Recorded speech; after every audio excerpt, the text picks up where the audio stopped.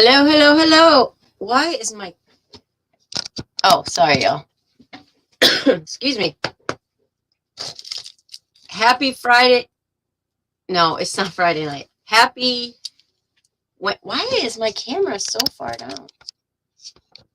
I don't know what happened. My daughter changed this room around, and wow, that's a lot of my head. Hey, Rhodia. Jen Lou. Hey. So this is a creators open panel we're going to do here tonight regarding this case. And there's a couple other things I just want to talk about too. Jen, come up whenever you want to. Kate should be here soon. Hey, Rhodia Gale. Hey, In the Bushes. I'm hoping, I know Melissa Jade has a live. Hey, Molson Man has a live tonight at 9:30, but I'm hoping she can stop in here before that. Hey, Sandy. Hey, Cool Gamer. My daughter changed this room around. She wanted her computer up on like, oh, and thanks for becoming a member, Paul.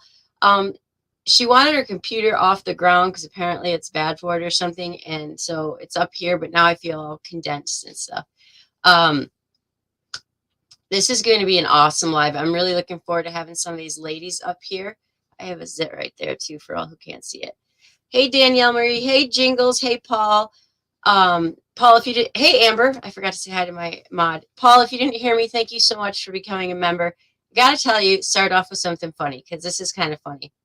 One of my mods, I don't want to say her name until she comes in to see if it's okay if I say her name, but we were talking and she said she was talking to her mom one day and not long ago, right after this Idaho thing happened, and her mom was going on and on about having found this channel that she really, really liked and thought it was really great coverage of the Idaho case.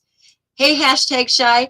And well, it turns out she asked her mom, like, what is, what's the channel? And her mom said, my channel, Positively Parker. And this mod of mine, like, started laughing so hard, like, Mom, did you not see me in the chat? So I gotta ask your permission if it's okay to, but it's very funny. Little things humor me. But Jen, I think I gave you the link, so whenever you're ready, come on up. So I do want to show you guys one thing because I was just tagged in it, this post on Twitter, and I want to make sure I bring attention because I said I would, and it needs to be brought. I do not know the details of this case yet. I just literally got it like 20 minutes ago, maybe a little bit longer ago, and I don't know why. It brought me to tears. Maybe I'm PMSing. That's possible too. But this little boy is missing.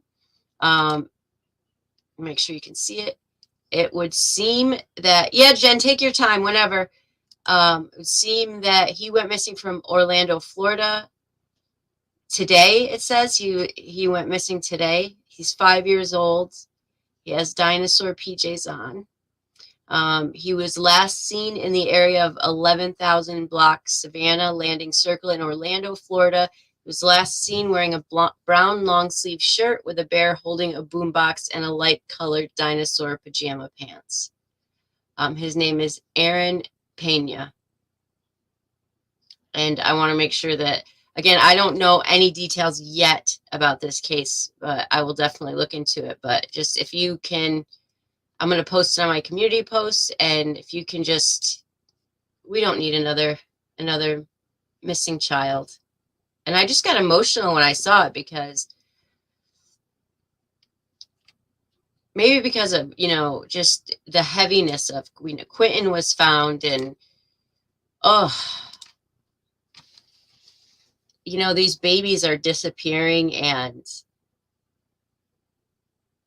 it's just really difficult. I don't know. And even though we all kind of knew what was going to happen, right? We knew Quentin probably wasn't going to be found alive.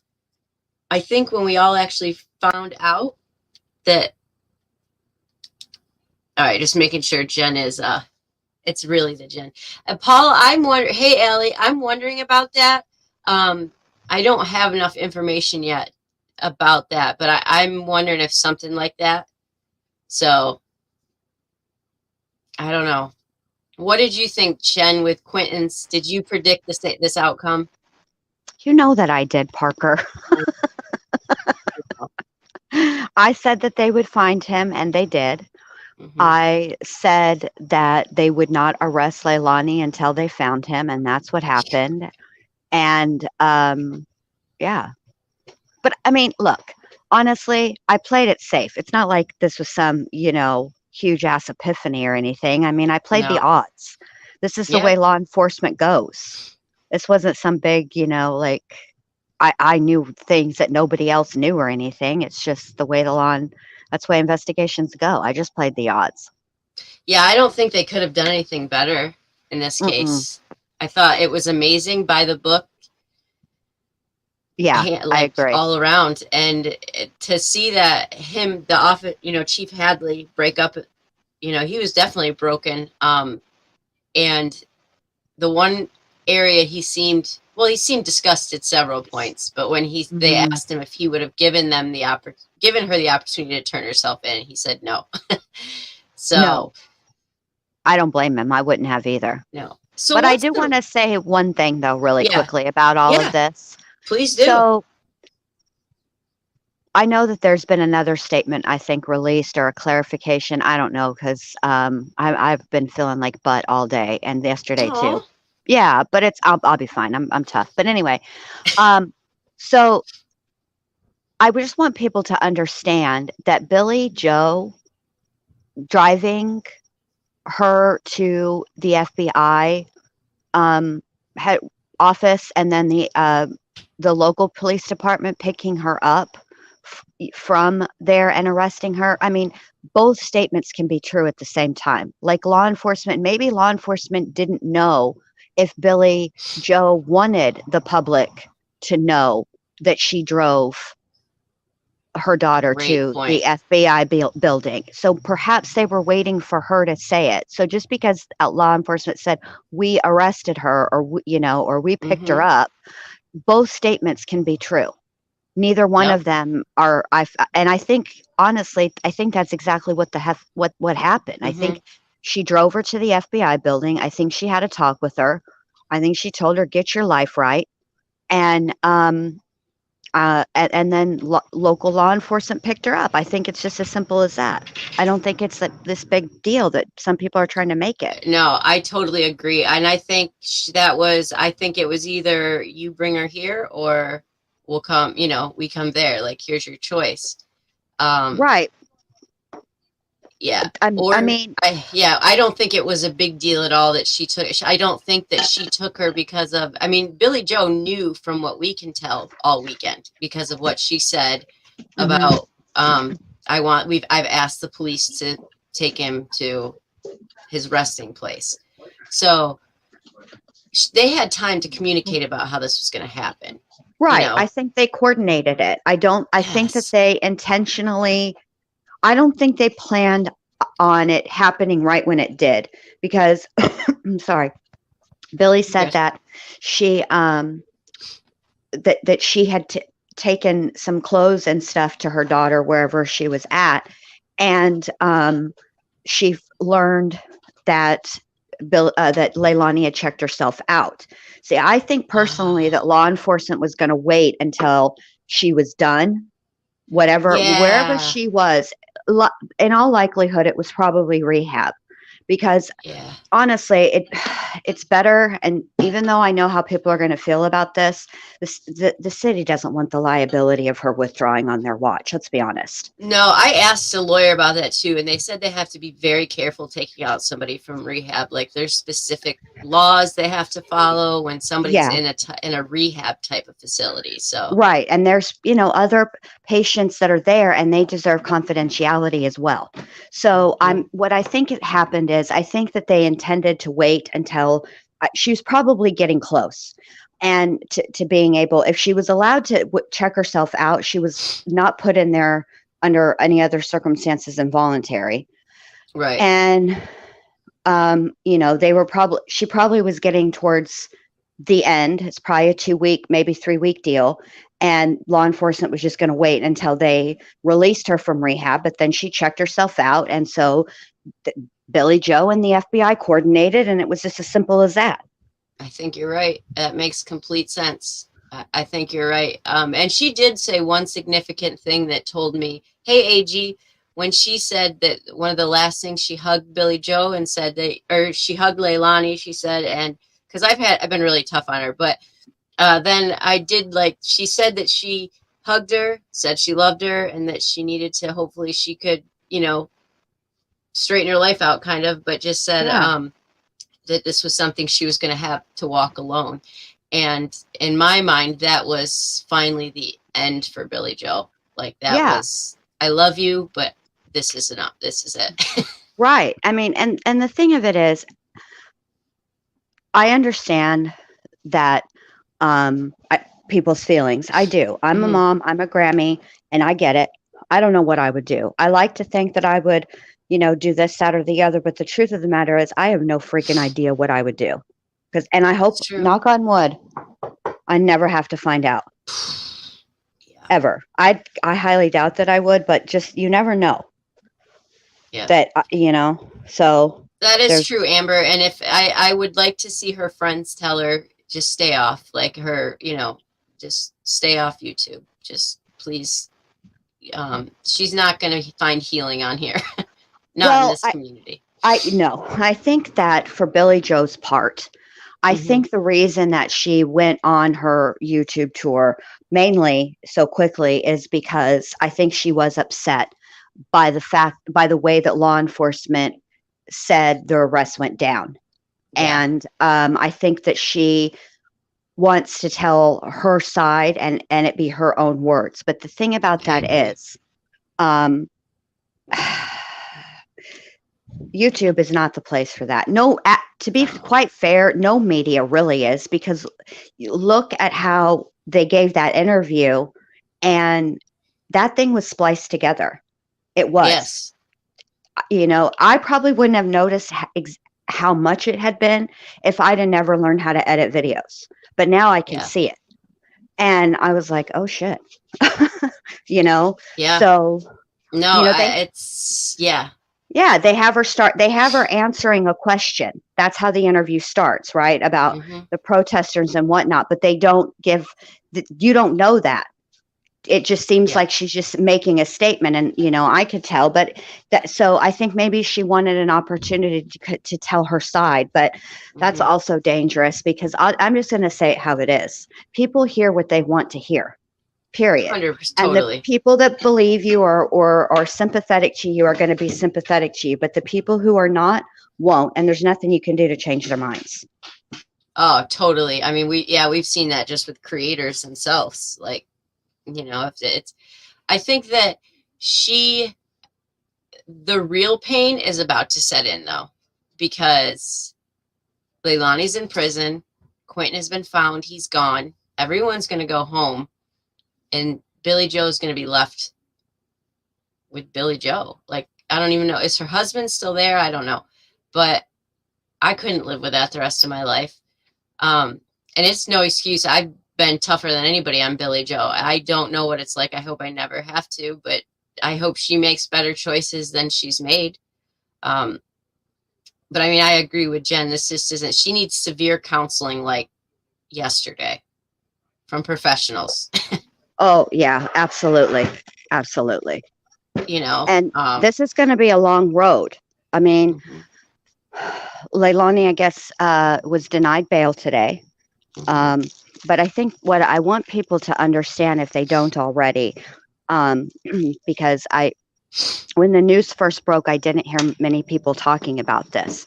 Leilani's charge is the highest charge that Georgia allows under Can you their. explain that? Because I'm going to let criminality up if she can. Here's the link if you can come up, Teresa, because I just read about that today. You explain it.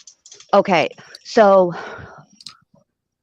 malice murder Oh my gosh, this is crazy. in Georgia is akin to first degree premeditated murder with actually it's actually kind of a little stricter because it implies some special circumstances. But it is the highest statute. I mean, it's the highest murder charge under the murder statute. It carries the highest consequence. It makes her eligible for capital punishment. Will they give her Gosh. capital punishment? Um, Honestly, I don't know because she is young and that might be a factor in it, and she is a female. However, Yeah. because it may be very difficult for a jury to sentence her to capital punishment. They might think that it's better for her and more of a punishment for her to be life without the Yeah. possibility of I mean, they parole. didn't sentence the Parkland shooter to death, and I thought if any, he was going to be the one to go. I But think they they, didn't. I think they sentenced him the way they did because he wanted the death penalty. oh, that Hmm makes sense. He was at he. There were like they submitted like writings and stuff that he had written. Yeah. Yeah. Wow. Hey, Mhm. criminality. What are your thoughts on Leilani? Obviously, you've read the charges. Do you think she'll get death penalty, or what do you think? I don't. Hi, you guys. I don't think she'll I'm get just the like death hit penalty. you right when you came in. I was like, I hey, know. by I'm the like, way, honestly, here. hi, everybody. Hi, everybody. I don't think she'll get the death penalty. We were actually looking at some statistics for Georgia, and they don't give women the death penalty. Very rarely. They only have one on death row, and what she did was way more horrendous. I know it's hard to compare because it's like they're all gross, but I think they gave it Yeah. to her because she was charged with shoot, now I can't remember, but it was like she starved her child to death. Like the child was 10 years old, and the child was like only 30 pounds, like the weight of a 3-year old, and so it Oh was like my years of gosh. like torture. So I think that's why she got death. I do not think that Leilani would get death. Only Yeah. difference is it's high profile, so maybe, but doubtful. So a lot of people have said the fetal alcohol thing, Mel, and I kind of looked up some of the signs, and it's not I don't know. It's the more I look at her, I guess it would be possible that she has that. Well, I mean, they're gonna. Yeah. I have to. I like I said earlier. I agree with Teresa. It's possible, but I don't know how likely it is. Now, I will tell you Mhm. this: if her ass was in Texas, where I'm from, she Oh yeah, absolutely would get the death penalty. Because if I'm not yeah. mistaken, Carla Faye Tucker was right around Leilani's age when she was convicted and sentenced to death, and Wow. she was executed. And let me just say this: she she like did this whole 180 while she was on death row, and turned her life over to God and was ministering to other inmates and yada yada yada. And let me tell you what George Bush said: no clemency, death. Gosh, that's true. Texas would be throwing the book for sure. Yeah, Texas Um, doesn't, and they're quick about it too yeah, with their appeals process. Like the yeah. average person, I think, is like 10 years on death row in Texas before their punishment is carried out. They really Wow, escalate the appeals process. It's very quick. it's I crazy. Although just if really you're want to focus on a innocent, conviction because I Yeah, want to know what they have that they're going to be able to convict her. It's going to be problematic, in my opinion, because you have two other people that were in the house at the same oh, time. hmm How look are they at going we're to already pinpoint seeing it on who? it in the Delphi case with Richard Allen. Like, because I'm really worried about that case too. They better have something solid. See, well, I think I on Richard they do. Sorry, I'd go You Tammy. do? I do. yeah. Oh Okay, yeah. good. Oh yeah. Yeah. That's why they're Okay, keeping it sealed, and that's why he's going okay, nowhere. okay. Um, Because the but lawyer was like, well, based off of that, that's why I think he has a bad case, but that could just be his lawyer talking too. I well, feel well, like what? with Richard, they would not have made the arrest if they did not have something to tie him directly because it's Hmm already been 6 years. There's no reason to not hmm wait another year at this point to make sure they have a solid tie. True. That's a really good point. That's a really good point. Did you guys see before I talk about Idaho that the Watts house sold? Yes. Can What we a just talk weird about the day. name of the family that bought the house? Okay, I know. That I didn't look up. I'm sorry. Molson No, it's Manhattan. on the post. The Well, no, Yeah. realtor no. put it on the Molson freaking texted post. me.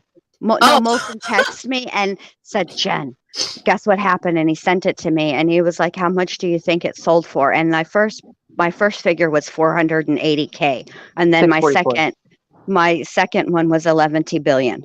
11, yeah, that makes sense. Mm-hmm. so Yeah. it's alleged, and this is hearsay, that this wife in this family, could just be rumor, was quite obsessed with the Watts case. This has been a house she's wanted for a long time. The girls, you can't help but look at the family. It's 2 young girls and then a younger brother, I think. I think so too. I couldn't tell. I hated that. I was like, is that 3 girls or is it 2 girls and a boy? I think it was 2 girls and a boy, but it would be around the ages of the. It is awkward. It's weird. It's a little bit. Weird. It's feeling a little bit Amityville to me. I'm not gonna lie. I mean, what do you do when you somebody over and be like, well, that's where Chris dragged Sinead, or what? I mean, like, that's just. It would be very hard because they're going to have to probably tear carpets up. I would think that, like. I think they did it already. They did? Painted it and everything. So I mean. Okay. I didn't know they did all that yet. I don't know if they did carpet though. I don't want to say that, but I know they repainted all like her purple ceiling and the green walls. All that. Oh, okay. Now, do the Ruseks get any of that money, or that's all to the bank? This is actually a really good question because I was actually talking to somebody about this yesterday. And we were trying to figure this out. Adamant, trying to tell me that the bank owns the house. And I was like, okay, I get why you say that. But if the bank owns the house, so just in October of this year, the HOA has filed a lawsuit against Frank Rusek for not keeping up the yard. Oh my gosh. Oh my God. Right. It's so my understanding that the bank. Oh, go ahead, Teresa. I shouldn't cut you off. Go ahead. You're heading right to what I wanted to say anyway. My point is how if the bank owns the house, how does the HOA sue Frank Rusek and not sue the bank? Right. Good point. And they have a lien on the house for $6 million. So I wasn't sure how that all works out. Because the bank walked away from the loan. They forgave the loan and gave it to the Ruseks. So yes, the Ruseks get the money. Wait, it's sold for $764. I was told $644. Okay. That was what they originally wanted. And according to this family, it says this has been in the making for a long, long time. So, I mean, they've fought hard to get this house. Oh, really, Kellyanne? Can you send it to me? I would love to see it. Yeah, it's absolutely okay, Kelly. No, not 6. Yeah, they have a $6 million lien on the house. So I didn't know if the bank owned it but yeah, I can't believe it. HOAs, they don't mess around. But how do they sue Frank then? So it has to be his house, right? It is their house. So I remember reading this, I don't know, like a year ago or more. And I've slept since then, and I've watched a shit ton of movies and listened to a lot of music. So I might not be a whole accurate, no, I think you're right. I know what you're saying. Reasonably sure. Yeah. I think what happened was the bank, the bank was foreclosed on the home, obviously, right? But what they ended up doing is forgiving the debt, walking away from it, and giving the Ruseks the home. Because that was the only way, the sale of that home was the only way that they were ever going to recoup judgment they have against Chris Watts. Like, he makes 22 cents an hour or something, ludicrous like that. You know what I'm saying? Right, yeah. So it's going to take him like more than his lifetime to even really put a dent in that. And I'd have to go back and look and see specifically. And the only reason I remember this is because I covered the Darrell Brooks trial, or Darrell. And when the judge sentenced him, she was extremely specific about his restitution, and that even people sending him money would go to restitution before it would get put on his books. Oh, yeah, that's awesome. Which is probably why Chris Watts was trying to sell a kidney on the black market to pay for to get out of the hole, or whatever the fuck that story was. Oh my gosh! Because homeboy is making 22 cents an hour, and every penny goes to the Rusek, so he's pretty well host. He needed a backdoor deal. Let's see. No pun intended. Come into private chat of StreamYard, Kellyanne, and share it in there, and then I'll share it. If you a screenshot of it, because I would definitely like to see this story. We can see what Teresa. And yeah, it's wild. I wonder what it feels. I mean, the Ruzek's got to be happy to kind of get rid of it, obviously. But I wonder if it's just bittersweet or if that was just such a painful memory. They're just glad it's gone. I think that it's probably a little both. Like, I'm Yeah. sure that it's sad, but at the same time, this is a young family, and hopefully they will make wonderful, happy memories, and it'll wash away the bad and evil that occurred in that home. Because, I don't the know. family's already getting threats. And That's what. the couple ended up deactivating their Facebooks over it. See, this is why we can't have nice things. But Why that's what are we somebody said. reaching What are out you to doing? I to know the that. people? Why are you reaching out to them? What did you want? What did you want to happen to that home? Did you want it to become a fucking bed and breakfast? I mean, come Well, I think on. some did. Some did think it should be a B&B, and other people thought it should be torn down and made into a memorial park, which, as nice as that sounds, doesn't make sense. The HOA has a huge park right there already. Yeah. It's also in the middle of the street. It's not like Shanann and Chris had like a corner lot. Okay. And at Where the they end of the could day, put it's like the Ruzek's decision. So that he like right, where they could put like a gazebo or something. You know what I'm saying? This is Yeah. this is like the middle of the street, It's true. Yeah, and they want a park. Like, yeah. come on. Yeah, the HOA was never going to tear down that kind of a house. No. Well, and they're also No. not going to make it a B&B. I mean, No. it's an HOA. They don't want people in and out of there like that.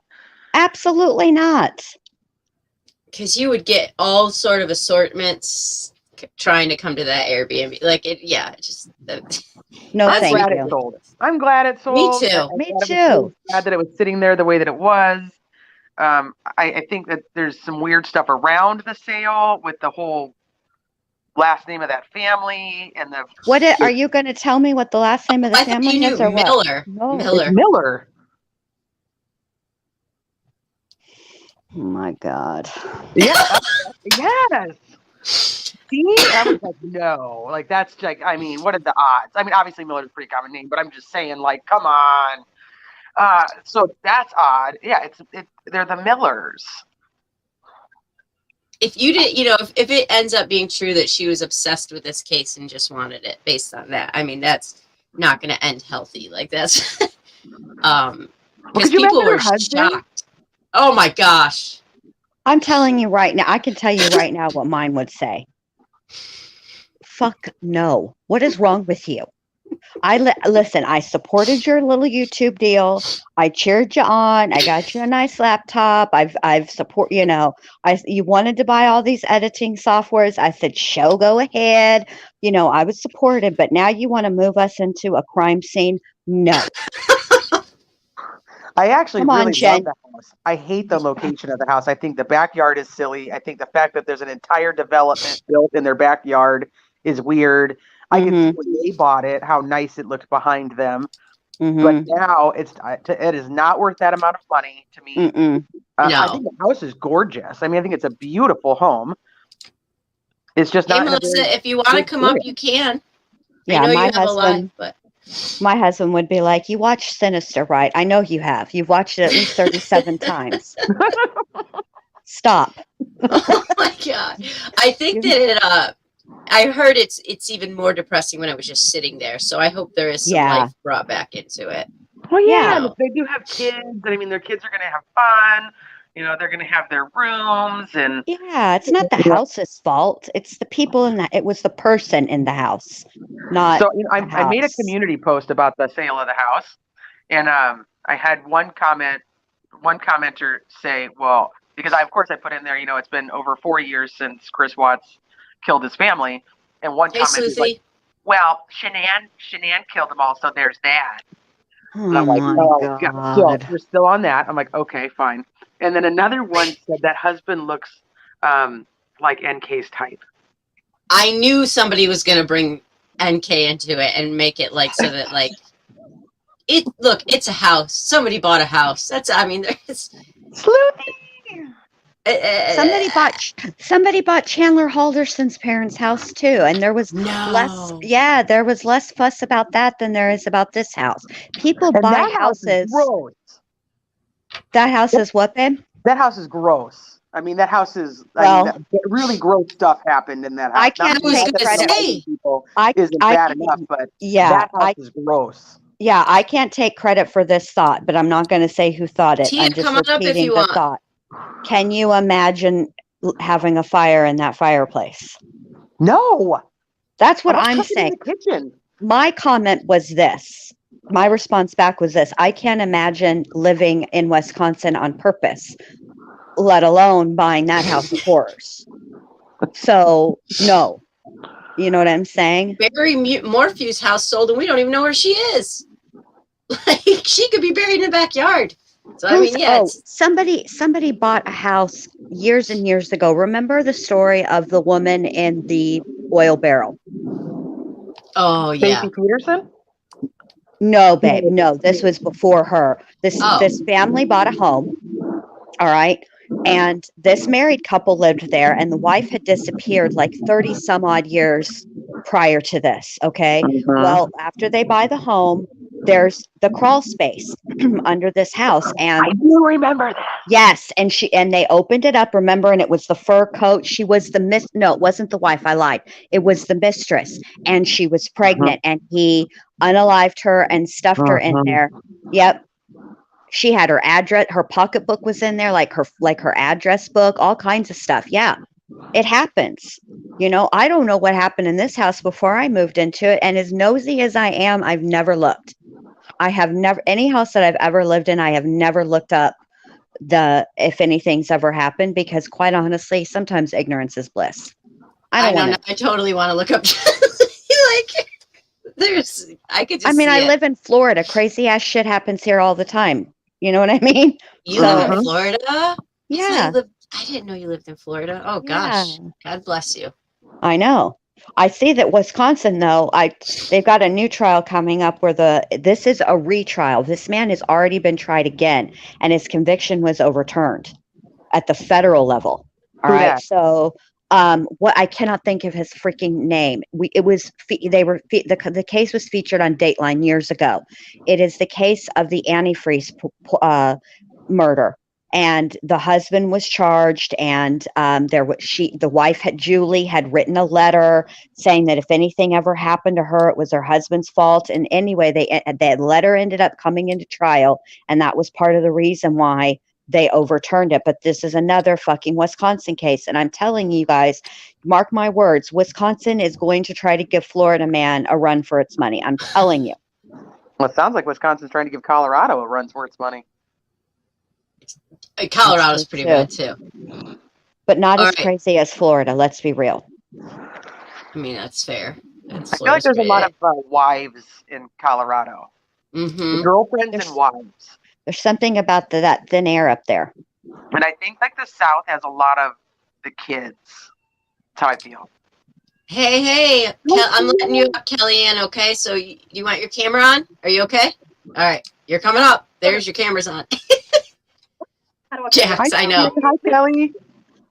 She's going to share the screenshot about the Watts house that she saw today. Hi, Jenlu. Hi, Kelly.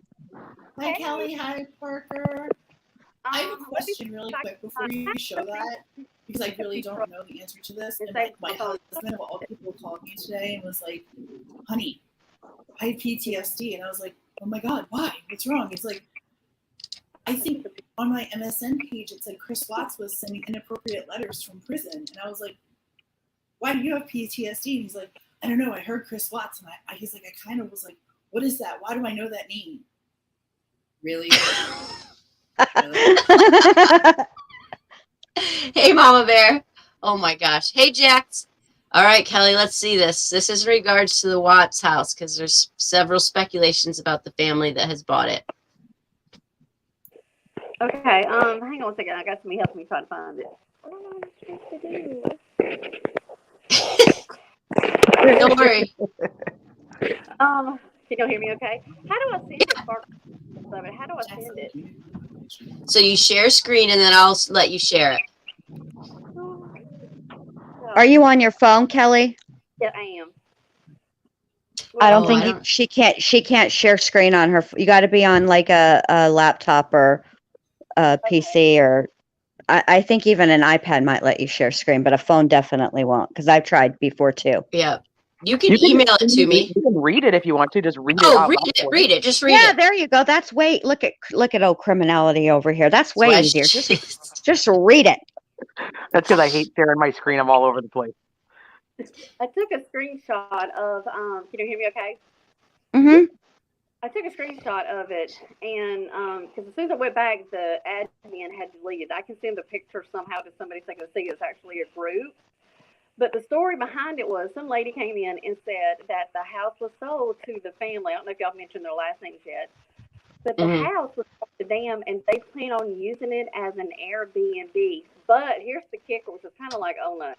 They claim they're going to use it to sell like $500 a night to go in there, and they would take you around a tour of the home and show where. And this is kind of bad, guys. I'm just, I don't mean to be disrespectful, but they're going to No. show you exactly. Oh, the room she was killed in, the house who came down the steps, and they claim also, which I knew at the end was kind of like, that Chris Watts actually there's stuff left behind that has been given to these people to, like some kind of artifacts, I guess, in air quotes.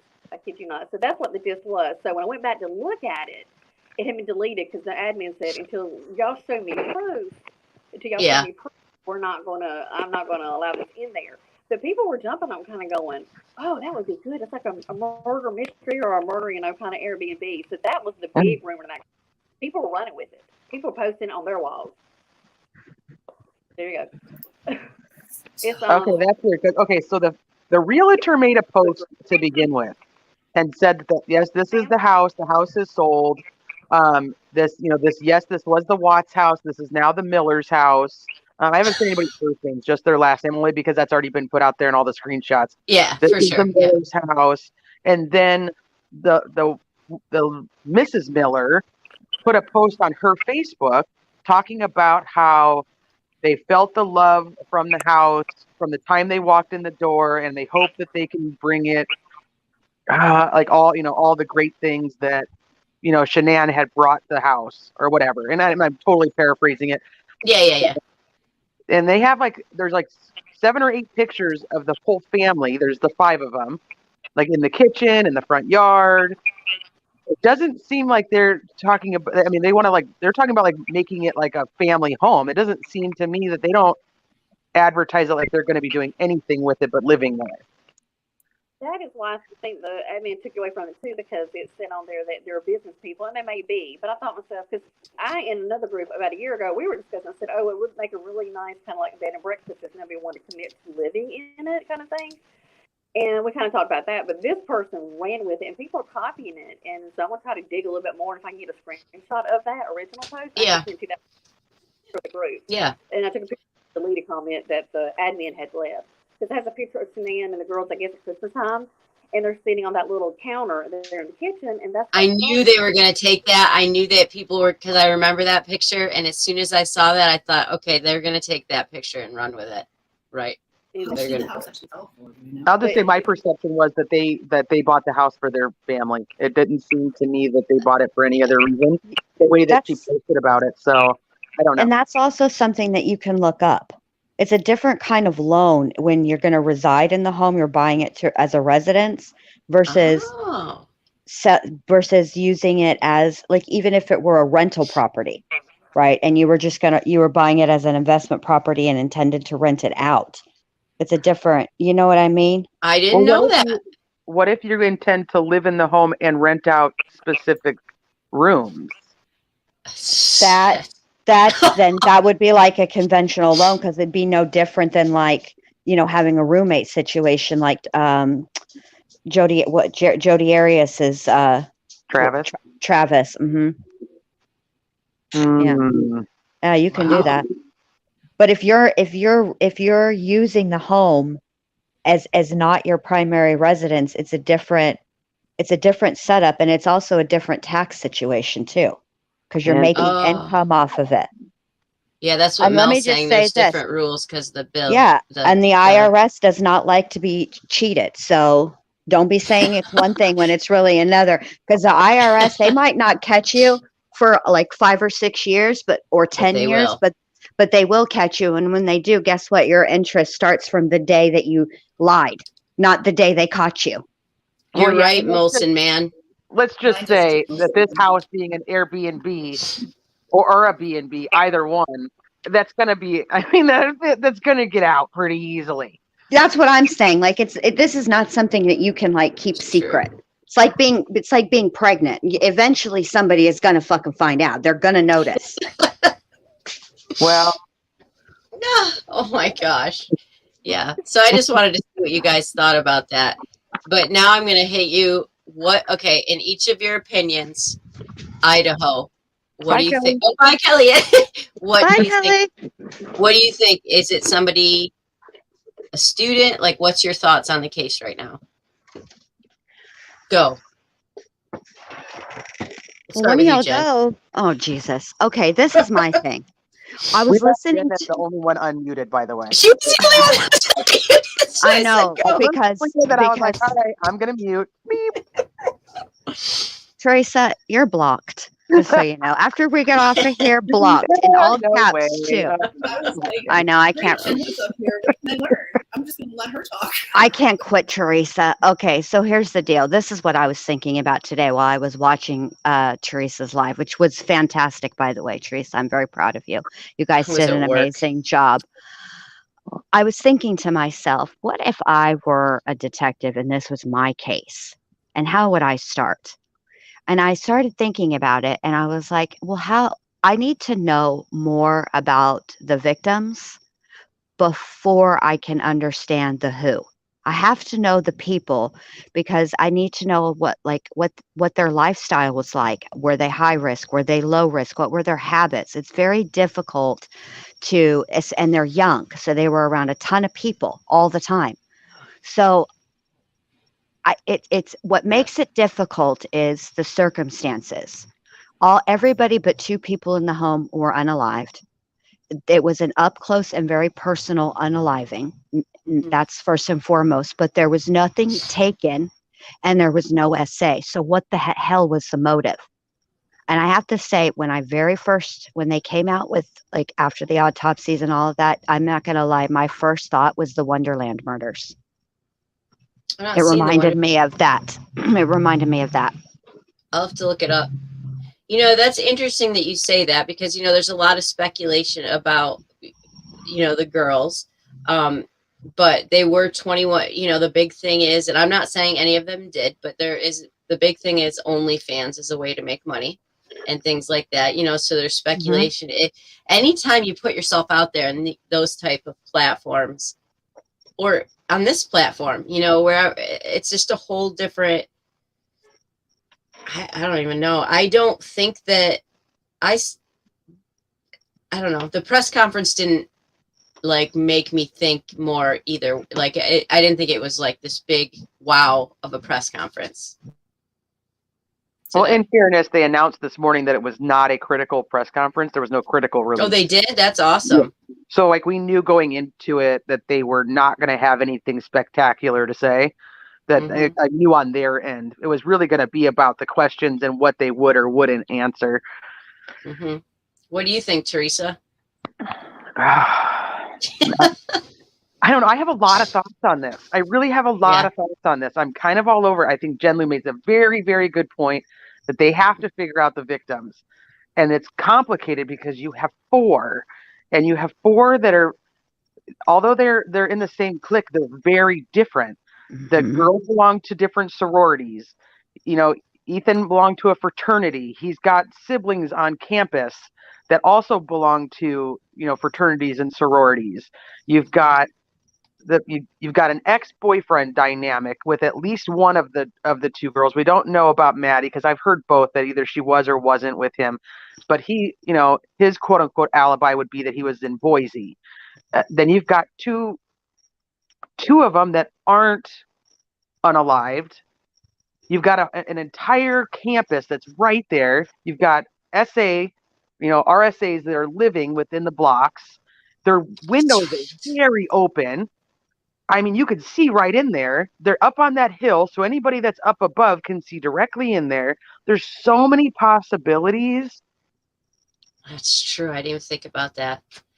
Why do you think that those two roommates, do you think that he just didn't go in the basement, he or she? And I mean, I still can't figure out why they were left alive. I think the only reason for them to be left alive is because likely whoever, or whether it was one person or multiple people, whatever the situation is probably because they didn't know they were there. Yeah. That's my thought, is that they didn't. My assumption is they did not go through the bottom door. They Mhm. went through the sliding door.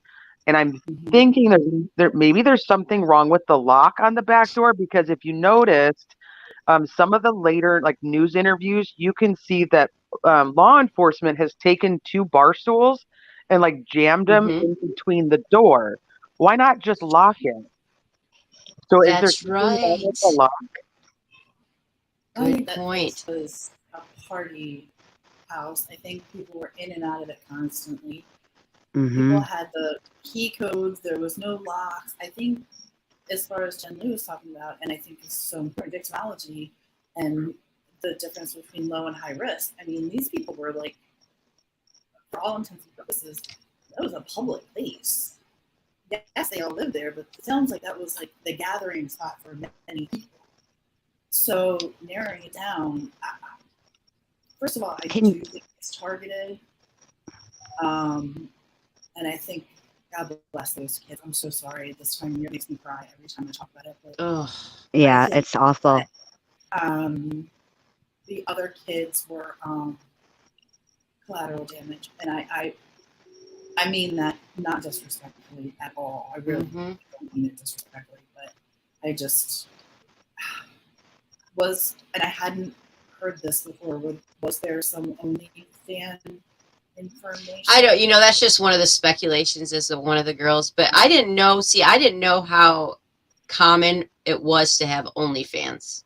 See, like when that's the thing, we apparently. call it OnlyFans because someone would watch us. So we're like, well, can't like OnlyFans? I'm not a huge like OnlyFans person, so I don't really know how it works. Yeah, but either do I. Go and find it. Like, do you have to sign up to be on OnlyFans, or do you have to like sign up for an account and see what I don't know how it works. Okay, so I'll tell you how it works. Thank you. I knew you'd know, but I didn't want to like call you out like that. Of course I Drew, know. I don't know how clean I know keep their too, house. and I'm I had gonna to guess see it was kind of dirty if it was in and out. All Of right, go course I ahead. know. Tell me. Okay, and let me tell you how I know, first of all, because I am a huge fan still of 90 Day Fiancé.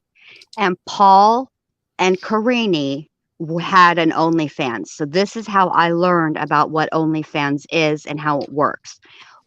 And it's changed just a little bit. So OnlyFans, they protect the people that are showing whatever it is they're showing, right? They have very, very strict rules. You cannot screenshot. You cannot share it out. They will drop you as a member if you share somebody's OnlyFans. It's a big deal. But what they do now is they use the tickety talks. So the people that are on OnlyFans use TikTok to get you over to the OnlyFans, where and OnlyFans is different things. I mean, it's not all just, it's every person's fans is a little bit different. But yeah. But well, then there's also a VSCO VSCO that the girls, and I had no idea what that was until this case. Oh, see, I learned about it in Kylie's case. I was like, look at me, I'm all hip now. I kind of know what this is, but I really have to get it. That's the one where you have to take a picture to see a picture, right? Yes. I don't know. Is it? Okay. That's Be Real. Oh, that's Be Real. Yeah, Be Real is the one that takes the picture of you forward and the picture of what you're looking at, so that you can do it in the moment and people can see what you're doing at that exact moment in time. I also now have that because I'm really totally cool, you guys. I'm like back in my teenage year. I've got all these cool things that I'm like learning how to do. But this VSCO is it's basically like an editing app that is attached to Instagram. Oh, So you can like Oh. go in and put like a filter on there, and you can just leave it on there, and you can follow people on the VSCO, or you can like take that filtered picture and then put it up on your Instagram. So a lot of the times you can, if you're on Instagram, you can see the person's VSCO account and just click on it. I see. Because TikTok is doing something similar, and what like Be Real, where you have to post something to see somebody's. And let me just tell you this: your girl here does not fall for that. I'd be scrolling. I don't care what you have, whatever it is, ain't that important because there's 11 billion other people on here. I don't have to do that too. So I just keep scrolling. Well, I got my Punk first. has an OnlyFans for her ankle. I'm not even joking. For her ankle. Well, I've never heard of people like with like their like the weird feet fascination and toe fascination. Like OnlyFans is a place for that.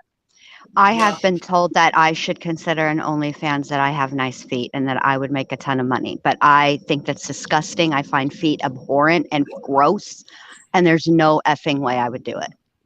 Yeah, Well, and I think the only reason there was speculation that's where about that was there was because Kaylee was the one that had just bought the Range Rover and stuff, and so I think the mom, like, she had gotten an apartment, and so I think the mom casually said something about like not knowing where she got all this money or something like that for all this, because she paid for her dinner one night or something, and then so that was enough for people to run with. Somebody made a good point in my chat earlier today, though, about we were talking about the Range Rover, and her mom makes the comment about how she paid for it all on her own. Thank you. That's what I'm thinking of. She did. Well, her mom did make the other comment about how Kaylee was going to take her to dinner, and Kaylee said she was going to pay for it, and she kind of laughed and was like, "Okay, yeah, Kaylee, you're going to pay for it." Gotcha. But they said, what if because she had just got this fancy new job from this internship down in Texas, what if she got a signing bonus? Which is very common. How would you get a signing bonus and an internship? Because internships are. She had the internship. Don't quote me on any of this. I believe the internship is how she ended up getting the fancy job. I see, like Chazelle with the American home with American Family Insurance. Only he never actually had the job. Okay, perfect. Now I got it. She had an internship for school that got her this fancy job, and so somebody brought up like maybe she got a signing bonus. I'm like, that's very possible. Very possible. She wasn't waitressing. Maddie and Xana were the waitresses at the Greek restaurant. Right. Mm-hmm. I agree, Brian. We need to. Now, I will say that I was thankful that. So I had not heard about the Oregon murders that happened in August 2021. The two people were, unalived in bed, similar to this. So I've been looking in. Yeah, one survived from 19 stab wounds. Apparently, the husband basically saved her or something by covering her or something. But anyways, they still have not caught that guy. And so when they asked at the press conference, I just read that. I haven't watched the whole thing yet, but the details of it said that they said that they are, obviously they're getting tips for other cases. So they're trying to make sure this isn't connected and this isn't. The hard part is a college town. It could be somebody in and out of, like a student. It doesn't live there full time. But what's weird about it is, if you think about it, this is not the first case like this. So there was Ted Bundy, right? But his intent was clear. Yes. What he did, and his motive was clear. And although that it didn't happen to all of the girls, and there were girls that survived. Then I thought of, because when I was listening to Teresa's today, somebody on the panel, and I can't remember who it was, said, well, how would one person keep all of those people under control? Well, that made me think of Richard Speck when he broke into that apartment with the nurses. Remember? I don't know. I'll have to look it up. No. You're the buff of true crime. I just remember all this stuff because they fascinate me. And but I think that I know Speck is his last name for sure, and that is one of the questions that he was asked, and he said, "You would be amazed at when people are scared. It doesn't matter if they outnumber you, but fear will control them." Basically, is what he said. That was the deal. And so, do what? I'm sorry, I interrupted. Please. No, you're fine. What you were saying something. What were you saying? Nothing important because you were talking. No, it was important. It is important. Let's hear it, Tia. It's important. I want to hear it, Tia. I find it interesting that I personally think that he was looking for his target and couldn't find his. I think that's why the people were Ethan and Xana. Weren't they on the second floor? Is that who I'm thinking? Yes. Okay. From what we've heard, I think. I think he was looking for his target, and they were collateral damage and hit them first, and then went upstairs. That's so Which is sad. I don't Now think there was fear involved because I think everyone was asleep. Oh, I know. Well, yeah, but I mean, somebody had just asked that, and so it made me think of that case. Mm-hmm. Yeah, the nurses, Mm-hmm. that wasn't it 4 or 5 nurses? 6. To get, okay, thank you. 6. Thank you. Nurses Mm-hmm. that all lived together, and they were, Mm-hmm. yes, I do remember that case. Mm-hmm. I do remember that. Wasn't there a picture? So people keep asking about the drugs, and anything's possible. I keep going back and forth with it. I don't get a drugs vibe that they were dealing, and this was a drug deal gone bad, but I've been wrong many times before. I mean, I don't feel drugs at all. I don't think so either, but I'll say this. The Wonderland murders were about drugs, but they were about drugs were involved, but it was more about retaliation. That's the one with John Holmes. That thing. But it was just but the cops were so in the beginning of it, because the crime scene was so gruesome, they were really baffled. And there was one survivor, I think, in Wonderland, 1 or 2, I can't remember now. I know for sure 1, but they were really baffled and could not understand the motive because nothing was taken. It wasn't a robbery, but it was out of retaliation for another robbery. Hey, Sleuth, there's the link if you want it. Well, and oh man, it's so, I don't know. It's just. Whatever it was personal. Whoever the target was, evoked such rage in this person. And I thought that the one reporter that asked the question, I thought this was incredibly astute. Is it possible that it was a woman? Because then, of course, that made me think of everybody's favorite, Spazzy Lassie, Stephanie Lazarus. And see, I gotta look these cases. Yeah, she was a cop, and she was not a suspect at all for decades. She wasn't. In fact, they thought it was a man. They didn't think it was a woman. Interrogation is so interesting, by the way. That interrogation is one of my favorite interrogations to watch. Man, Dr. B roasted it, of course, because Spazzy Lassie. All right, so what do you think about? That's where Schmieda's name came from Spazzy Lassie. There, because she's listing off all of her roommates in the dorm. There was Schmieda.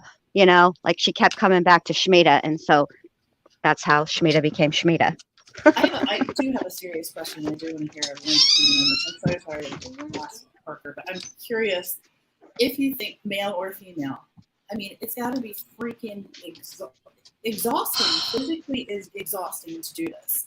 How much? I thought male for sure, but they said that they aren't ruling out female, so yeah. I don't know. Did he answer that? He did answer that, right? And said they aren't ruling anything out? I thought based on notes that somebody had, like an outline of it, that he said we're not ruling out female. I don't know if he's really not ruling it out or if he's just trying not to give away anything. I don't know. How much time do you think it took to do all this horrible damage?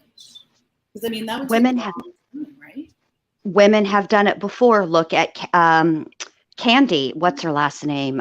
Jessica Biel just played her, and they're going to do something on HBO about her too. She unalived that woman, and she cleaned up in the woman's shower a little bit. Then she went home to really clean up. And went on and picked up not only her daughter, but the woman who she unalived's daughter at the church, and went on to see us out to dinner and went to see Star Wars with her family. People do it. Oh the time that it takes and the exhaustion level, and Danielle just said something too that I've been talking about. Like, how did this person levitate out? Is there footprints? They would be covered in something.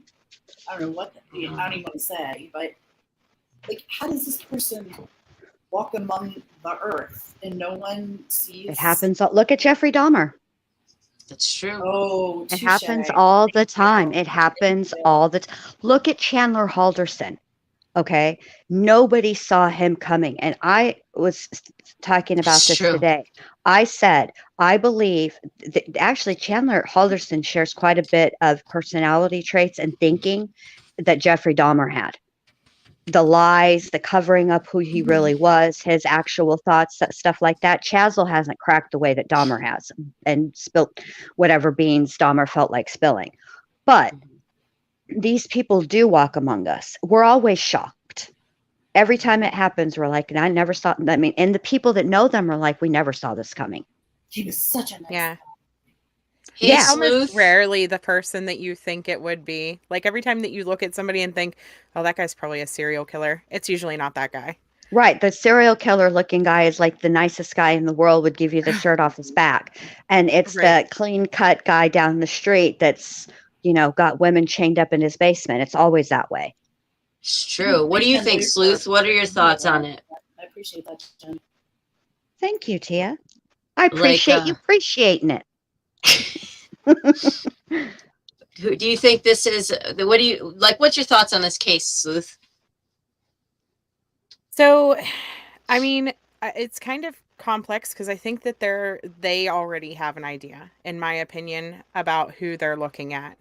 And it might not be somebody that we're expecting. I think that we're all being very narrow-minded whenever we say that this has to do with Kaylee and it's Kaylee. I think it could very well be a different person that we're not even thinking, but Kaylee just has the most information out public that's easier to sleuth. I think though, based on who the person was, the first victim, or the person that they're saying, quote unquote, it's a targeted attack, I think that they have somebody in mind and they're waiting on forensic evidence. I hope. Yeah. I hope. I think that kind of goes back with what everybody is saying of, like, we don't know enough about the actual victims yet. I don't know why, they say that they're not going to tell us what rooms they were in and who called 911. I don't necessarily, I mean, what do you guys think about Jack? I don't get a vibe that he did anything, but Jack 1, 2, or 3. I was going to say, Okay, which yeah. Jack? You got to be more specific. Yeah, you can't just throw the Jack. boyfriend, You got I X don't Jack, think. you got Taco Jack, you got Cash App Jack. Who's the Jack with the red hair? That was Kaylee that the parents absolutely adore. That's Jack D. Okay. I don't think it was him. I don't know enough yet about Jack S. Other than, I've heard he's an avid hunter. I don't know. But so X Jack dyed his hair. I seen a picture I of did somebody see put up that. earlier, and he has dark hair now. Okay, And are you talking about the picture of him getting out of the truck walking the dog? yeah, is that him? I don't know. It actually looks like his brother to me. Okay, so he has a brother. See, He does have that's how he much does I have looked into brothers. him. I don't know for sure, but I was wondering if that was a picture, because people are saying, yeah, did Jack dye his hair? But I'm wondering if that's his bro, because his bro does have more of that brown hair. Yeah, that would be. I mean, that would make more sense. But honestly, if I was getting accused all over the internet of this, I was and thinking that everybody's too. number one suspect, I would totally dye my hair. Oh yes, Mary, it's a YouTube thing, not a commentary thing. But anyways, yeah, no, if I was getting accused, I too. But so what are your thoughts on Jack D? Go, Sleuth, you go first. We'll go around the circle. So I feel like, okay, if this is a Jack D situation, maybe the initial target was, his ex, obviously. And then he killed the other three people to make it look like it wasn't him. Does that make sense? Like, that wasn't my target. I know that there have been families in the past that have trusted the predators and were completely blindsided whenever somebody is found guilty, right? So that's always a possibility. I think, though, if police are saying that it's not the guy, then it's not the guy. And they did kind of say that today, right? They said they said it more clearly, Yeah. but they still haven't updated their website to show him as cleared. And so that also, are they giving him a false sense of security and saying it in the press conferences, but not actually clearing him? It's true. All right, go Jen Lou.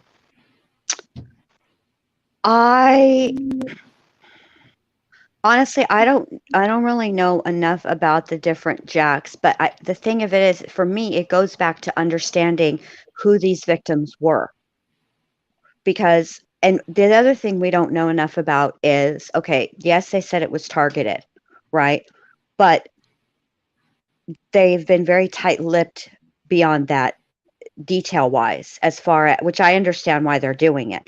If it was targeted, first we'd have to know who the target was and what makes them think that this person was the target. Because I can tell you that sometimes they get it wrong.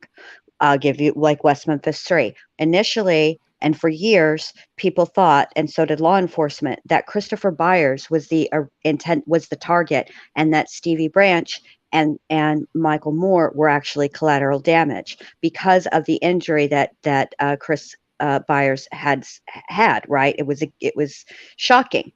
But when you really actually look at the autopsies, Stevie Branch had much more severe injuries to his face and to his head.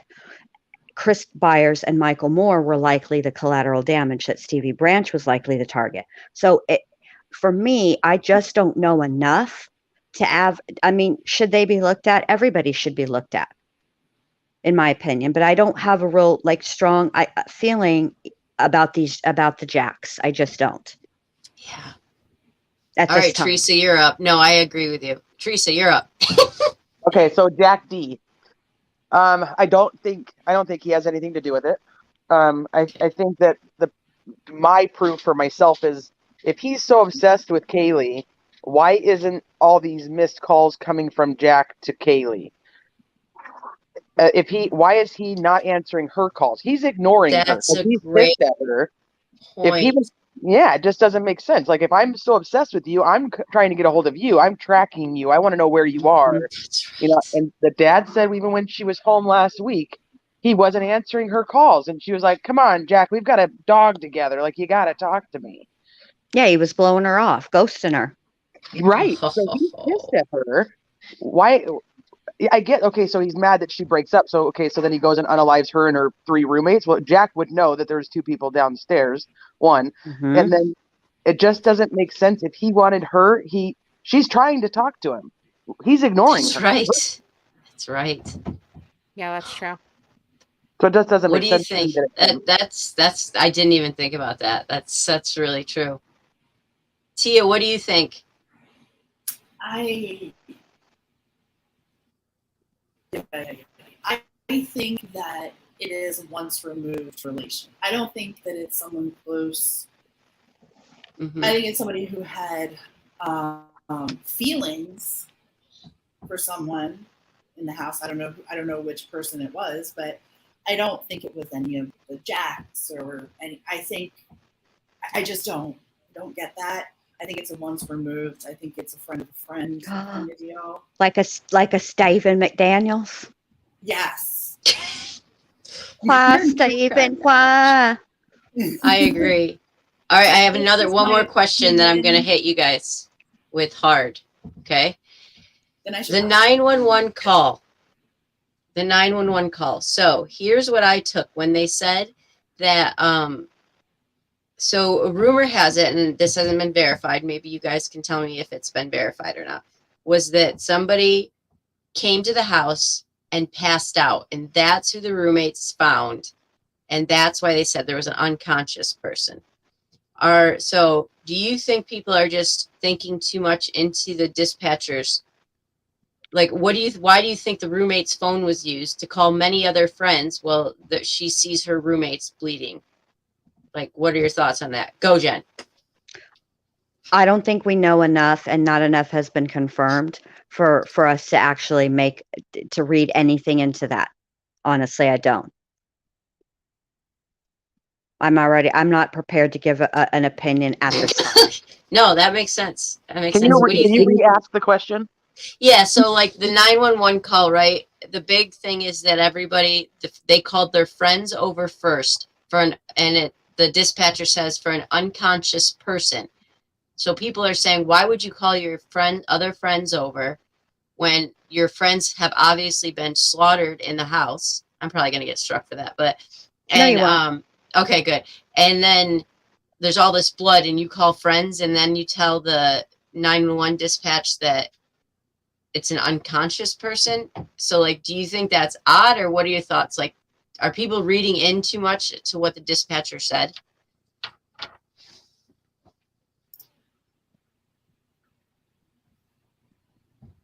She's asking you, Teresa. Okay, sorry, I had a little person. Oh, okay. So that's what he'd first come out, wanted something. That's why I needed you to repeat it. And then, of course, as soon as you're repeating it, he comes back out. So the question is, did he get whatever he wanted? Because he should get whatever he wants whenever he wants it. That's my vote. No, he did not, and he's not happy with me. That's why he came back out the second time to give me the tell me how cute he is. I'm going to. But I'm really cute. I can already hear myself taking on another client. You know that I have Shmita's son as a client. I know. You're in big trouble, Teresa. But okay, this not the time or place. We'll be discussing this later. We'll have to discuss this later. So I went on this big old rant on my channel today about this 911 call. I have a real problem with it. Which you should not do when I'm at work, but keep going. People should not have lives when I'm at work. But anyways, keep going. Okay, so what's your problem with it? I don't understand why they won't release it. It makes no sense. There's too many issues that I have with it. One, I'm one of the roommates. I find somebody unconscious. One of my second floor victims. Cops said in the last conference, not today, the one on Sunday, they said it was one of the second floor victims. So that means it's not the other roommate. That means it's not. It means it's Ethan or Xana. So how did they find only one of them? That's my first issue. Then somebody's like, okay, well, the door's probably locked. Okay, so the door's locked. Xana's not answering her door. So I go up to the third floor and see, okay, what the heck's going on? Like, see if Kaylee and Maddie happen to know, what's going on with Xana, why she's not answering the door. Well, nope, that doesn't happen because we don't hear that. And we don't get, from this 911 call, we get an unconscious person. That means one. So we don't have something's wrong with my roommates. Nobody's answering their doors. Everybody's car's here. I'm freaking out. So I called my friends. So like the whole 911 call itself makes no sense to me. Then you have the fact that they won't release it. Why won't they release the 911 call if it's why? No, it should be very simple. But do you know why it's not very simple? Because there's something on that 911 call.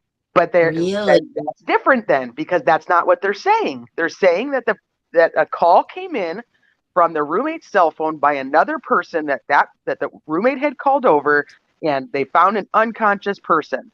That if that's the 911 call, there's zero reason that would be part of an investigation. Well, think about it. Okay, remember when Patsy Ramsey called 911 back in the day? And now it has been enhanced, and there is that part where it is seemingly dead air, but it's not dead air. She didn't hang up the phone, and she's very clearly speaking to somebody. Remember that? Is it possible that there is some type of something going on in the background, a conversation, a word, something that they don't want out? There's some kind of information on that 911 call. That's the only reason they wouldn't release it. There's something there. So then that is contradictory to what they said about somebody just saying that there was an unconscious person. And if what you're saying is accurate, that means whoever called 911 and the roommate who called 911 and called her friends over, they're lying. They didn't find an unconscious person. They found something else. So this is why I said no matter which step you take in the 911 call, I have a problem because it does not make sense. It's true. It's every time that it's asked about, they get so antsy. Like the very first press conference, his whole face turned red and he got real uncomfortable. Parker, play it. Let's play it. The first press conference? Okay. Yes, let's find, this is what we need to do. We need to find the 911 call from the first press conference and the questions that were asked and the response. Okay, we need to watch that, pay attention. Then this next press conference, because they talked about it again, every time they've talked about the 911 call, we need to play. That's what we need to do. Don't you think, guys, girls, ladies, friends, Yeah, that's good with me. I think peeps? that the 911 calls all hearsay until we hear it, though. Like, I can't get behind anything until we hear it. Like, I think there's so much being said that I believe until we actually hear who called and what was actually said, like, I don't believe anything. I think It just doesn't add up. None of it adds up. Well, I'm watching the press conference because I want to see the behavior. Yeah, that's what I want to see. You can tell a lot. And I will say this, the first thought that I had today with this press conference was that the statements were written by the FBI that law enforcement gave. Those I agree with that statements, because they were were given. definitely trying to, in my opinion, pacify number one, the public, but they also want to make everybody in this surrounding situation feel completely comfortable. And that's how I feel. Like they're making sure the roommates are comfortable, the Uber guy is comfortable, the all the jacks are comfortable, like Yes. everybody. Everybody is comfy. It's the wording how that they often do we used and the see police? tones. Yeah, how often do we see police within 5 days of a crime scene have a list of people that we have already ruled out? All right, you ready? Well, especially given the fact that if that house is, and it's not passing judgment. When if I was in college at 21, I would have been partying my whole face off. So yeah, my house would have been a party house. And so it would be very difficult to rule people out forensically, because think of how many fingerprints and things are in that house just because it was a party house with college kids. You know what I mean? My thing was with the 911 call, we had talked about this a little bit earlier on my live today, was the fact that what Grandma Sherry is saying, they could have been dispatching that way to avoid the panic, right? But that wouldn't explain why they're saying it in the press conference this way, because the panic is here now. But my thing is, being that this was a quote unquote party house, there's a chance that they called these other people over to get any type of paraphernalia that they may have had there out of the house. All right, here's the thing. Yes, that's a great point. There's an Argonaut. Here's the questions. I think is this the first press conference or the second? Yes, first. I'm just doing it to where there's questions. Speak up if you're in the room, if you're from the Argonaut. I do appreciate how they're giving the kids anybody from the University of Idaho Argonaut? Okay. A chance to ask the questions. I do appreciate that. It's nice of them. I've never seen that done before. Wait, this is Sundays. Yes. There's one before this. There is? You all have said that these killings are The targeted. one where his face gets red is share with us there's one before this one. This is number 2. Today was number 3. And oh my do gosh. you know all right. who, if any of the victims were the actual targets of the killing? Okay, let me go find it then. All right, keep talking amongst yourself then. I didn't know there was one before this. There is something definitely significant about the 911 call. What that is, I'm with Tia. We just don't know because we don't know. You know what I mean? We could theorize, I suppose, but we really don't even have enough information to even, but there's a reason they're not releasing it. And there's a reason that they are clearly uncomfortable when it's brought up. And it's been brought up each time at each press conference. And they are uncomfortable talking about it. Right. Okay, found it. There's no way that you see an unconscious person without blood if he was stabbed to death. I'm assuming that it was Ethan, is what I have heard rumor wise anyways, that, they seen him and that he wasn't in the bedroom is what I had heard, which we don't know that for sure or not. Right. He could have survived the attack, stumbled out to the kitchen area, whatever. But there still would have been a pool of blood. I mean, the police are describing this as the worst massacre they've ever seen. And so it's like, a morbid crime scene. And I just don't see how you mistaken that for unconscious. All right, here we go. I'm Amanda Rowley with Crumb 2 News. You mentioned that there's an indication that it's an isolated, targeted incident, and there is an individual somewhere. Can you give us a reason as to why there's that belief there is a suspect? And can you also give a little more information on the forced entry? There's no sign of forced entry, but was the door, did it seem like any of the entries were left unlocked by any means? I'll answer the last part there just because it's at the front end of my mind. We're not 100% sure if the door was unlocked, but there was no damage to anything, and the door was still open when we got there. And my first question, Yeah. if you'd like me to read. No, I think I haven't. In these cases, we take the totality of the things that we see, and they're very dynamic, right? And they're very big, and there's a lot of information, and we try to take that information, and some of it we can't share with you, correct? But we try to take that information. We try to make the best educated decision we can. We review that as a team with our detectives, along with our prosecutors, along with the university, and we try to make that best decision on that. So we, at that time, believe that there was no a threat, and our goal is to provide safety for this community. That's why we're bringing in the resources we're bringing. We want a close to this, and we want to do everything we can to let the people in our community know that we care. We want them to feel safe. We want them to be safe, and we're going to do everything we can to do that. If I could add one more question. You asked for videos or anything from the community to help put together that timeline. We obtained a copy of Twitch video, and family members of the Gonsalves family were able to identify Maddie and Kaylee in those videos at a food truck ordering food. Is the police department, our investigators, aware of that video, and has it helped put together that timeline? We are aware of that video, and it has helped. It gives us a time and space where we know that two of our victims were, and that helps us a ton, and we'll continue to follow up all leads that we can and continue to gather those. Any indication of a party at the home that night? This will be the last one, okay? I understand. Not that we know of, not at the home. That's why we he's know that done. The other, let me get the names exactly right here. We know that Zaina and Ethan were at a different party on campus. But that timeline will still help us if other people know about that. Thank you. Chief Wright, John Webb with KHQ. On September 12th, there was a vandal alert that was sent out about a potential stabbing threat on Paradise Path. Does this have any connection with what we've seen so far?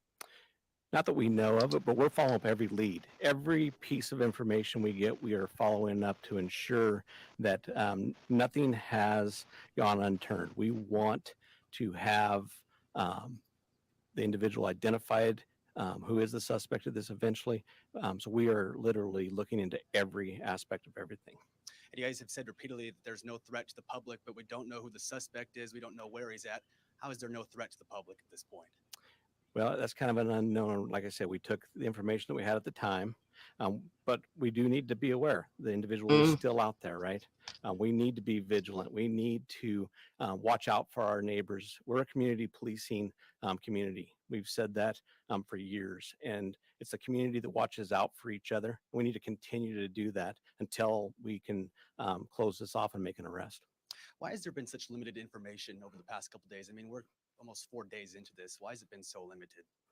Yeah, it's a difficult, we have a lot of information coming in, and, we have tried to push out some information through press releases. But the reality is, I probably should have been standing here a day or so ago, but I'm here now. We're going to continue to be here. We're going to continue to give you the information we can. We care about this community. I care about this community. I've worked here for 27 years.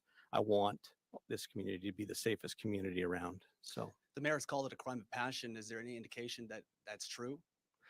We're looking into every aspect of this. I'm not going to stipulate whether it's one thing or another. We're going to continue to investigate, and evidence will get that. So, one last question, if I could, Chief. Have we looked at any boyfriends or any ex-boyfriends, any spouses as a potential suspect? I will tell you, we are looking at everyone. Every tip we get, every lead we get, there's no one that we're not going to talk to. There's no one we're not going to interview. There's no one that we're not going to look into. And we're going to do our due diligence. We're going to make sure that nothing goes unturned and that we do everything we can with the assistance of all the resources we have to get a final answer. Thanks, Chief Ryan. Do you remember which person asked the question? So there were, sorry, I'm Emma Epperly with the Spokes Interview. Hi. I So don't. there were other It's okay. roommates who lived at that residence. Oh, here we go. Were Here there- we go. This is where it happens. There was other people home at that time, but we are not just focusing just on them. We're focusing on everybody that may be coming and going from that residence. So since they were home, was it a hostage situation? No, it was not. And then they didn't call it into police, so were they injured? They were not injured, but like I said, we're still following up with everybody that could have been in that area. And how can you say it's a targeted attack if you don't have a suspect? Like I said, we take the totality of the situation. We try to make the best bit of information we can with everything that comes in, and then we make our decision off of that. So at this time, I'm not going to expand upon that.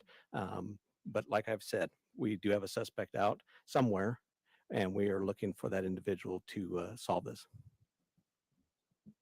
We do have a suspect out Rachel somewhere. Sun, Northwest Public Broadcasting. I just want to clarify something you said earlier. That's disconcerting. Several days, the Clears it information right up. that Clear as mud. we've been getting is there's not a threat to the public.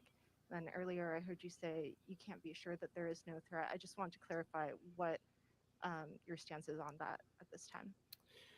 So we still believe it's a targeted attack, but the reality is there's still a person out there who committed 4 horrible crimes. So I think we got to go back to there is a threat out there still, possibly. We don't know. We don't believe it's going to be to anybody else, but we all have to be aware of our surroundings and make sure that we're watching out for each other. Okay, and then one other follow-up. I know you said when the call came in, it was for an unconscious person, and also that was a stabbing. It seems, just from an outside perspective looking in, like that would be not the first thing a person calling in would think. You're right. But the report that we got was that it was an unconscious individual. It wasn't until our officers arrived on scene, went in to do caregiving check on the individual who was unconscious, that we found the scene that we found. Okay, thank you. Yeah. Oh, that's it. Yeah, I think that. Hi, Heather Roberts with ABC News. Just to All right. follow up on what she asked. So the other 2 Hold on. roommates were there at the time of the attack? All the information that we have from our investigation is that yes, they were. Okay, but they were unhurt. That is correct. So is there any explanation as to why it took so long then for someone to call 911? You have surviving witnesses to an incident at 3 or 4 in the morning, and the 911 call didn't come until noon? I don't think I ever said that they were witnesses. I said they were there. So, we don't know why that call came in at noon and not in the middle of the night. Would have we loved for that to have happened? Yes, but that's not how it took place. So that's why we're investigating everything still to try to pull all the pieces together. Were they one of the people, were they the 911 caller? At this point in time, I'm not going to divulge who our 911 caller is, just because I want to keep the integrity of the investigation at this point. Okay. Okay. And last question, are you able to tell whether the same weapon was used on all 4 victims? That's why we're having the autopsies done. The autopsy will confirm that and hopefully collect some evidence for us, even from those. That's why you do the autopsies, is to try to be thorough and try to gather more. So we'll leave that would probably be something that would come out later. Okay. Excuse me, Derek Shug, Fox News. Okay, that is weird. Now that is a very weird. Okay, I am kind of with Teresa. That was weird. I hadn't seen that press conference before. There's more than one weird thing in that press He conference. dodges. What else do you find weird? Okay. It stood out to me about the clarification. I didn't say they were witnesses. I said they were there. Yeah. It just stood out to me. He does that again in the one on Sunday too. He does another weird clarification where the reporter's like trying to sneak in a different question, and he's like, yeah, "That's not what I said," and I don't remember what it pertains Yeah, to. I know, because that's what I was thinking it, because they said, she said, so the roommates called 911, and he said, I didn't say, or no, she said, so it wasn't the roommates that called 911. He said, I didn't say it wasn't a roommate. And they were like trying to like get him to say something, but yeah, the knife to me is, man, yeah, like, I don't know. I guess I don't get it with 911 call, but there has to be something on it. Well, I think that. Jumped down, you guys, but I wanted to thank you Oh, for letting me up. thanks for coming up, Tia. Hi, Tia. Paneling with you guys is like always the most amazing. You're like the god women of the community, so I appreciate it. But I hope you guys have a great Thanksgiving. Be safe and enjoy your weekend at Parker. Thanks for letting me. Oh, happy Thanksgiving! Happy Thanksgiving, Tia. Bye, guys. Bye. Now, in today's press conference, did they say, again, because I didn't watch it, they said, I haven't had a chance yet, that they are still looking for tire prints and blood footprints, or did they say they found those things? Both, basically. Yeah. That's kind of how I took it. You can listen to it if you want to pull it up. I know. Oh, I mean, I understand now why the FBI is writing the speech. Not the, you know what I'm saying? It's giving them tips on what to say.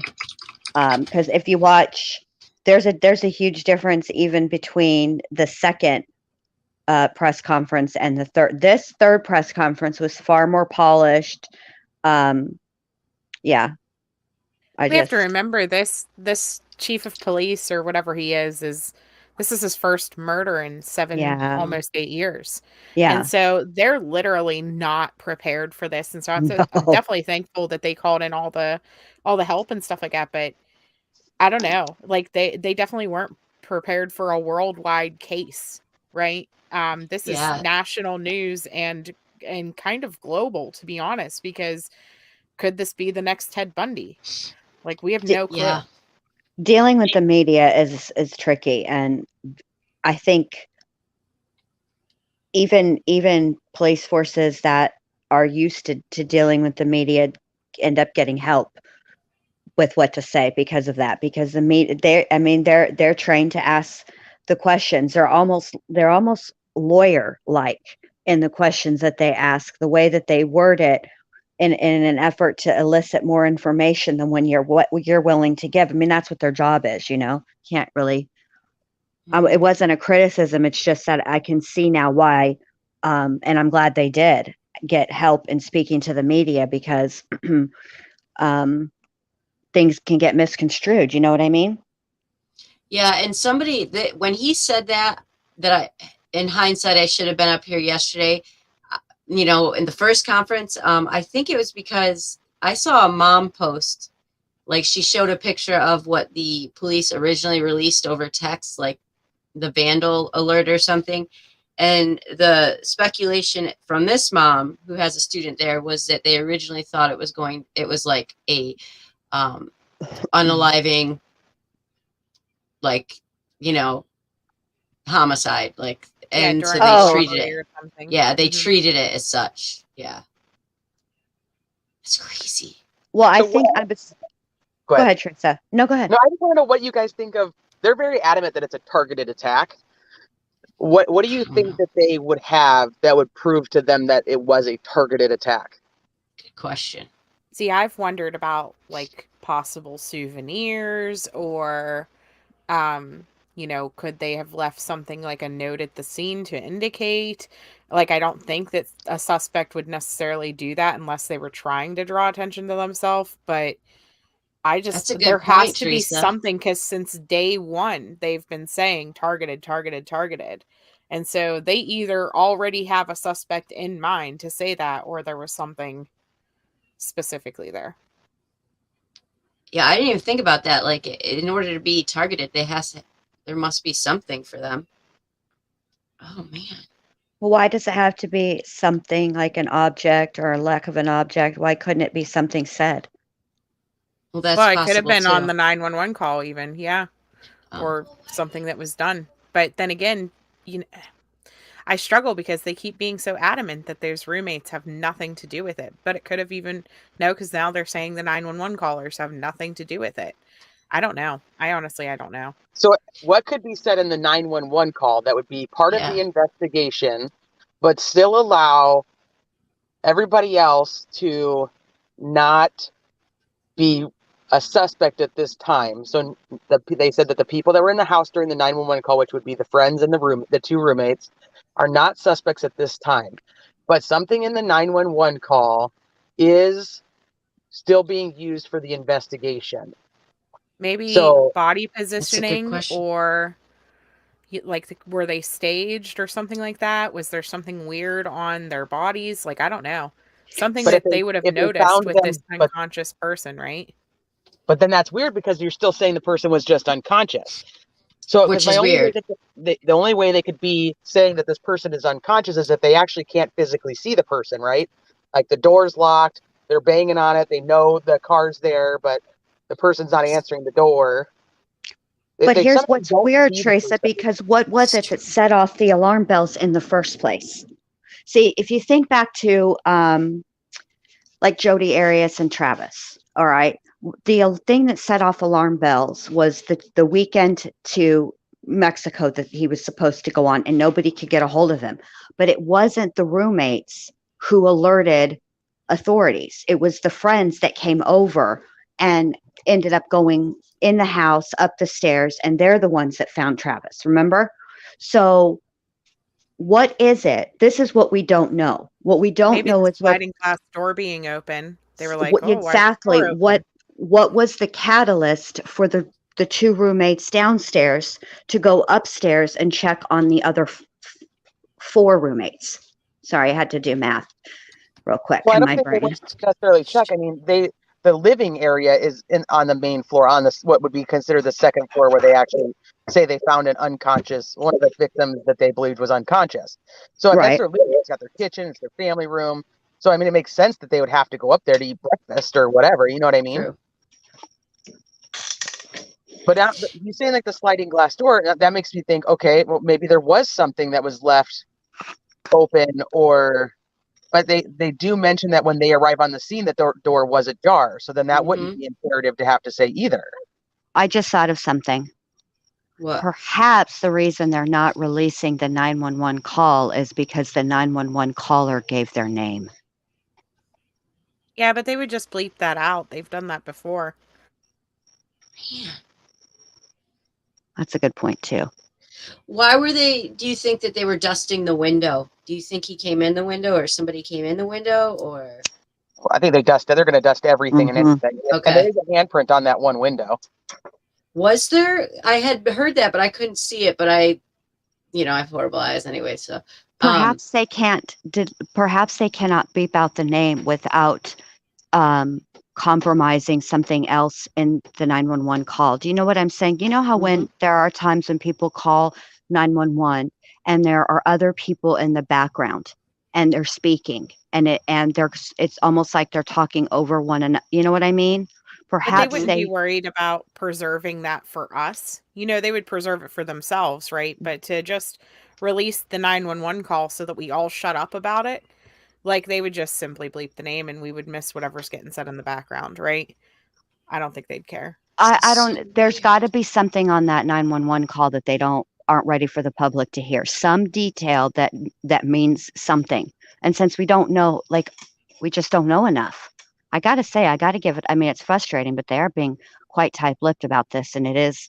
And those reporters did try to slip in some slickly worded questions to get him to talk. Or the original theory is true, and that the original rumor that Jack came and passed out when he saw the blood, and the roommates came and saw him. Maybe, but I don't see why. I don't know. I think that would be answered pretty simply though too. If Jack isn't know. involved, That's true. what did he text back? Did he try to call her that following morning, or did he find out that she wasn't answering and all that stuff? Like you said, by going to the scene, would the roommates have called him to the scene and he's the 911 caller? We don't know, but Well, I think it's safe to say whatever's going on with that 911 call is very pertinent to the case. Otherwise, they would release it. I And they still want to don't. say I find it very weird that there would be anything Mhm. pertinent on there if they're ruling out all of these people and they're saying that the call came because the person was unconscious. That makes no sense that there's something imperative on the 911 call then. Okay, so if the voice of the 911 call will reveal who called, it's possible. That's But what who I'm cares? saying. Like, because it's for whatever reason, and I don't know what this reason is. That was Mhm. my point. Whoever it is that called 911, the police don't want their identity out. So simply bleeping out their name would not be enough to protect their identity, because if it was Teresa and Teresa called 911, I am familiar enough with Teresa's voice that I'd be like, that's my homegirl Teresa on that Yeah, 911 you call. would. You know And what you I'm would tell saying? everybody too. You'd be like, that's Teresa. I don't even know why they bleeped her name. Right. I know who do that they is. think then, with this suspect still being on the loose, that the 911 caller would be in danger? It's possible. Oh. So I thought that too. Oh. And then, but why not just say for the safety of the other individuals, we're not naming them? Or for That's true too. the privacy of the other individuals, we're not naming them? Why say to protect the investigation, we're not naming them? True, Mary Mar, you're right. That is bizarre. So when they won't tell the location of the bodies, that's pretty standard, right? As far as, because only the killer or whoever would know that, right? Or is that weird too? I could see that. I could see that being something important to keep.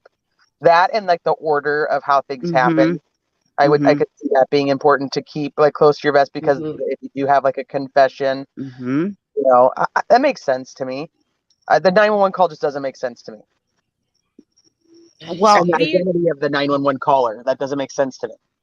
What do you guys think about the fact that at the press conference today, the kid asked, so how do we keep ourselves safe? How did he word that? He said something like, you keep saying that this is targeted and, we could have prevented it, or whatever he said. And he's like, how do we go about not being targeted in the future?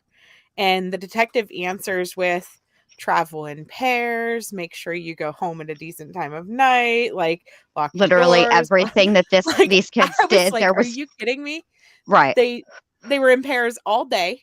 They were Yeah. home safe in I their was bed. gonna say. I literally, I was ready to throw something at him, because I was just so irritated. Like, how can you even sit there and tell people that's how to stay safe whenever it's everything that they did? They just did. It's true. Xana, is it just her that had more wounds? Like, I know we haven't. I don't think that we know that yet. See, that's the thing, is with that there's so many. That is an important detail. Yeah. To know, because the I don't know. I guess it can work both ways, because it is an up close and personal crime, and it does take an incredible amount of energy to do this to somebody, let alone 4 people. So I'm curious if the person or persons who responsible got their target first and then went and unalived the collateral damage, as it were. Because if you think about it, by the time you got to the number 4, you would be exhausted. But what if number 4 was your target? Do you know what I mean? That's a really good question. No, I know, because I've also thought the rage that it takes to do that, to move rooms and do that 4 different times is a pure rage. So was it? I see what you're saying. Was it? Yeah. That's nuts. So I'm what do you guys curious think if about they think it was one individual. or if it was two. Like, they haven't rolled out that it could have been two. Like, what if one went upstairs and one went to the bottom? True. Right. Or middle, wherever. What if they had, yeah, that would make more sense, because then you have half the work, right? Which I hate talking about it like that, but there's no other way to really just lay I it feel out like with other this than being that a way. party house, quote unquote, 4 to 5 days a week, constant parties and things like that. How do you know if you're targeting this house, if you want to go here and kill everybody in the house or 4 of the people out of the 6 or whatever? How do you know nobody's going to show up to party or crash on their couch or do whatever? Like, how do you know nobody's going to walk in on you right as you're in the middle of this crime? It was incredibly risky, Mm-hmm. which sort of has me thinking about other things. What was your question, Teresa? Yeah, what's your question, Teresa? So, because we were talking about that they won't like release the locations, like what room everybody was in. I think we know pretty clearly that like Kaylee and Maddie were on the 3rd floor and that Xana and Ethan were on the 2nd floor. I think most people have kind of come to that conclusion. So there's this liquid that's kind of being dripped off this one wall. You guys have all seen this picture. Mhm. And there's a lot of speculation whether it's blood or whether it's not. I know news has reported that it is. I can't understand why no reporter has asked for clarification on that, and why they haven't cleared that up as a rumor, because that's a pretty big rumor that is going around. And then, so if you look at like the floor plan of the house, that bedroom was technically like bedroom number 4. So you have like 1 and 2 that are downstairs. 3 is the one that's by the kitchen, and 4 would be that room. 5, 6 on the 3rd floor. It would not, it doesn't make sense to me that they would go to bedroom number 4 if the target was upstairs. That's what I was thinking of today. Keep going. I know what you're going with this, but because it's kind of out of the way. You'd have to, if you go through the sliding glass door and you go over to bedroom number 4, you unalive both of them, then you go back and you have to go upstairs and unalive the other 2. They're not really collateral. You have to kind of intentionally go to that room.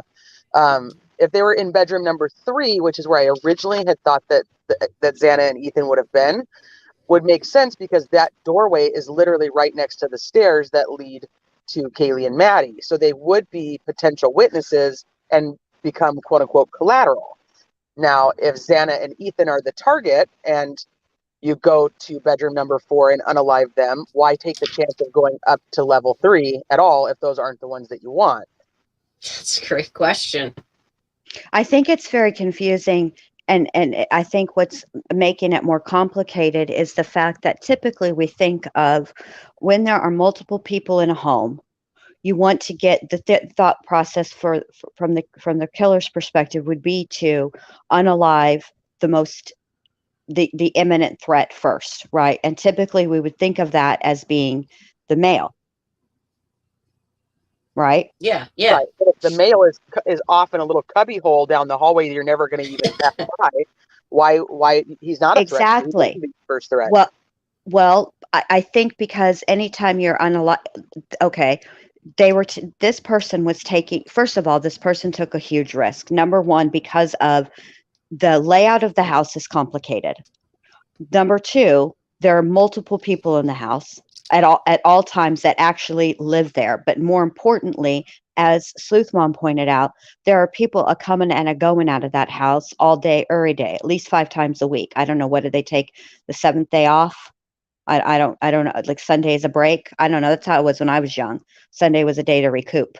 But whatever the case may be, this was risky. And it's interesting to me also that the police have said that this was sloppy too. They've used that term. So that tells you that makes you think, okay, somebody younger, but not too young. Do you know what I mean?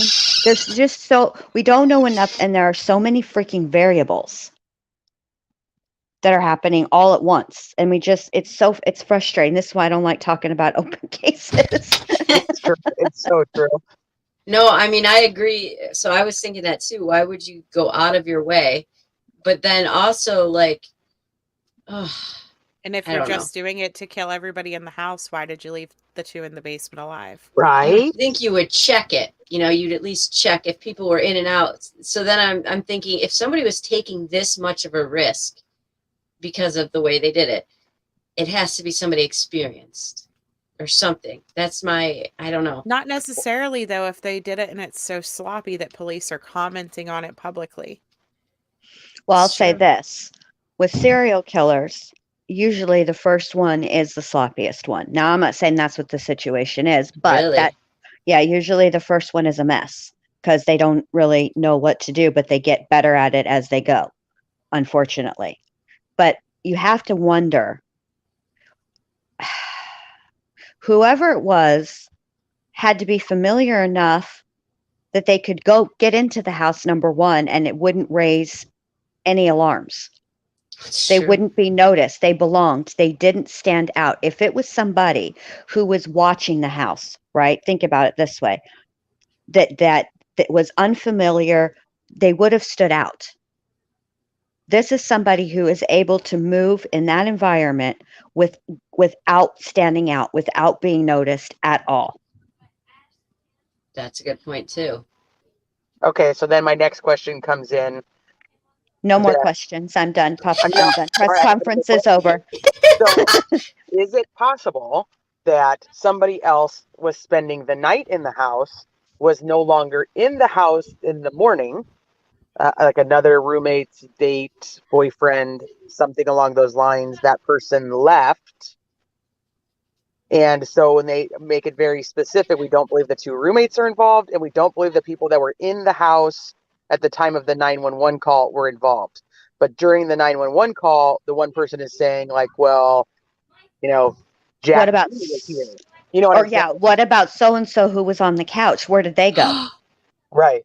Oh, I told you something is on that 911 call. That's know what Paul that just literally said. Maybe someone that was in there at one time. Oh, you guys are so smart. Wow. A couch surfer. So they could very well have like a suspect or somebody in their mind that they're just trying to draw out or something. Or somebody who crashed in the empty bedroom, and that door was shut, and they thought that person was unconscious, so they call, and they don't ever see anybody else because that's the person they're looking for. Oh my gosh, yeah. That's very true. Well, no, but they keep saying that the unconscious person was one of the victims. They do. That's true. You're right. They do. But They to did be say that. fair, law enforcement is allowed to bend the truth a little. True. Oh, really? Yeah, they don't have to get up there and tell the gospel truth. They're not testifying in a court of law. They're just giving a statement. And they are, and they always have that, we're protecting the integrity of the investigation to fall back on, which they fall back on all the time. But I'm telling you right now, that 911 call comes out and it's a dud, and there ain't shit on it. I know Teresa's going to be going live. Jen Lou, ma'am, excuse me. I'm gonna be like, wait a minute. I told you. How did this protect anything? Yeah, it Man. would just make it so ridiculous that they skated around it so much, right? It would, and How it would be a long did they letdown. wait? How Excuse long me, did they wait officer, to but get what the color is the FBI? grass? The grass is not green. Like, I can't tell you that the grass is green. It'd be like, why are you lying about something so silly? Like, Right. it better have something. I And thought by nobody's now gonna they'd believe them. Nobody's going to believe them, and another investigation comes up. for sure. Yeah, but okay. And I hate to say this, but it is the truth. It seems to me over the course of, I don't know, probably the last maybe year to 2 years, law enforcement has become keenly aware of the YouTubes. And specifically the true crime What? YouTubes, corner of the YouTubes. Although I have to say, not all true crime. Yeah, you guys can know where I'm going. Are you implying that some of us have given a bad name to true crime in law enforcement eyes? I No, am not anybody. shocked. not anybody on this particular panel, I but know. yeah, you know what I mean? Like, they're aware of us. They Mhm. are. They have Yep. to be. Yep. They have to. I have my kid coming in being like, Mom, I just saw this case on TikTok. I think you should cover it. Yeah. Yep. Mom, I what know, about this case? Oh, hey, Mom, I watched this interrogation. Look what this jackass says. She's 17, so jackass isn't the worst thing in the world for a 17-year-old to say. Now, if But my yeah. little came and said that, I'd probably be like, he's been hanging out with his dad too much. Yeah. Totally kidding. I'm totally kidding. Mine's like, are you ever going to get off my computer? And I was like, well, you shouldn't have the best one in the house then. Well, That's on you. mine paid me a very, very good compliment. She said that my videos are getting so much better, that intro's better, the transitions are better. It's way better. She's like, Mom, you're doing really good. And I could you love hear your that? videos. Thank you. To hear that from a 17-year-old, It's huge. it's big. Because my other Huge. kids are like, we don't even care. I said, oh, I got when I got 1,000 subs, I told them, they're like, well, that's really good. I mean, you're like 45 years old and you have 1,000, and I'm like, yes.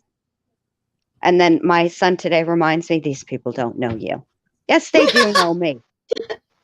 Do you nag You gotta them love like you kids. nag me? Yes, I nag everybody like I nag you. It's true. No, I'm just kidding. It is true. I do nag. I am a nag. It is what it is. My children, excuse me. All right. Well, apparently they are vying for my attention. Gosh. You know what we should do? Also, What? what I was just thinking about? What? We should look up other cases and see how quickly 911 calls get released. It's a good idea. Because I was thinking about this with the 911 calls and how many I've heard and what's on them. And I'm trying to remember another case where they have been so adamant about completely avoiding the 911 Quentin's. call. Did they ever It's release different with Quentin's? minors, though. We got to Oh, look you're for right. adult cases specifically, because for minors, Yes. they protect a lot more That's right. information. That's true. That is true. It's a good point. It's a really good point. Hey, my mom randomly. Okay, Punkette, I told the story earlier, but I wasn't sure if I could say who it was. But Punkette's mom recommended my channel to her the other day. Aww. And Punkette goes, Mom, do you not see me in there all the time? So I think it's cute. awesome that her mom watches. I know. I think I it's do great. too. I think it's great, but well, I gotta hop off because my kids are, I don't know if they're hurting each other or what. We're just hoping for the best. But I loved having you guys on. We need to do this again. Absolutely. Absolutely. This This was so case much is fun. far from over. Yeah. Oh, it is big. They said there was a killing in that town back in 2015. Look into that one. We are. I also need you guys to look in the Oregon one too and see if there could be any connection. I'm going to say this for posterity. I have a feeling that when the case breaks, and I feel like it's going to be sooner rather than later, I think we're all going to be like, what the F? I think so too. I think this is going to be one of those what the F cases. Yep. It's going to be nobody any of us suspected. Correct. It's not going to be no Jacks. It's not going to rhyme with Jack. It's not going to, Like, you know what I'm saying? Steve. Because Right. I picture this big burly, guy walking in and I bet it's going to be opposite of what I think. Well, I'm curious if we were to look through all the stuff that the news has done out there. I would bet you that the person who did this is in that footage. Oh man, that's so a hanger around And her. honestly, it wouldn't surprise me because there's so many buildings that look right into their house. Uh-huh.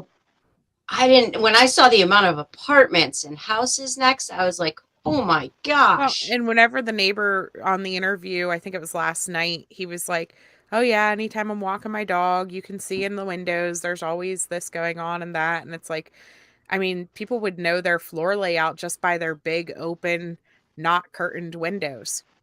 But they would know, but it's at the same time, it would have to be again somebody that blends in. So like around the same, or at least Age looks the range. same age range, blends, because Just anybody walk else. into a party and hang out like Mhm. everybody else. Yep. Yeah, it's just so bizarre. So bizarre. It's so bizarre. So bizarre. I can't even talk about it. So bizarre. I look in the windows too just to see that. Nice. Well, Steph, it's great to have you. And you're right. She looks in the houses to see how they're decorated. But I do all it right. because I'm nosy, but I mean, I totally. Me too. I'm just nosy. I'm just. They nosy. said they're I can working see through it. Thanksgiving, so they must be really like. They don't have a choice. They're cops. I mean, I don't know. That was Yeah, kind of a that's weird true. thing. Like, we're gonna work. That was- It's like, yeah, you kind of don't have a choice. The town. Yeah, there's no police officers. There's no days off for cops. There's no days True. off for any first responders. Well, and the school's having to alter, like whether or not some are going to be allowed to school online. It's it's crazy. That's one of my concerns crazy. is that they had their killer go home. Right. That's what I thought. But don't give up hope, because I'll tell you a very good example. The David Graham, Diane Zamora, and they unalived Adrian Jones, and David Graham was interviewed. I mean, like within the first 48 hours, I think, because that's when they went to the high school and started. Because Adrian's mom said she got a call from David. And he was on cross country, and the only person that was on cross country whose name was David Graham, and they interviewed him within the first 48 hours. And I don't think that case, let me think. So the whole rest of that school year and part of the next, they graduated, went to prom, all the things. She went to Annapolis. He went to, I forget where the hell he went to. But anyway, it took more than a year for them, but they caught him. I mean, they will catch this person. They will catch. It's just interesting to me, some of the terms that they use. That it's targeted, but you should be afraid, but don't be really afraid. You know what I mean? It's like they're That's true. Walk in pairs. Well, these guys were in pairs again all day. So do we need to like walk into in like sextuplets? Is that what needs to happen? Packs of 6, like beer? That's not going to work either, because they can still get 4 of you. That's true. Like then we need my to God. ramp it up to a 12-pack. That's so true. That's so true. Oh my gosh, she's right. All right, yeah. Well, I'll have a happy Thanksgiving. I'm sure I'll see you in other people's chats. Thank you, ladies. Let's do this again. Yes, absolutely. Thanks, guys. Talk to you soon. All right, bye.